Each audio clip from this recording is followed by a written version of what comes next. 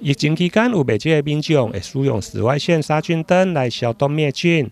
虽然紫外线光消毒看起来真方便，但对着人体也是有潜在的危险。根据疾病医学中心对去年1月到今年8月的统计，因为接触紫外线光造成光照性角结膜炎就有24例，除了造成目睭的灼伤，影响着视力，严重者甚至会失明。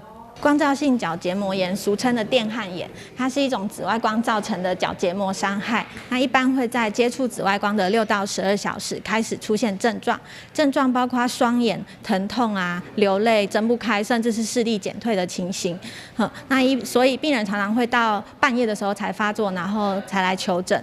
那治疗方面的话，我们会给予口服的止痛，以及抗生素以及湿润剂的眼药水或药膏。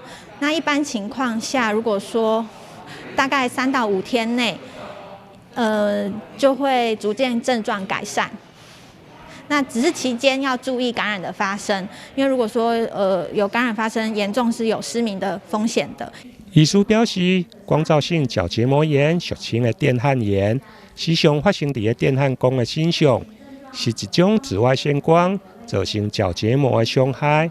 紫外光的波长愈低，穿透力愈强。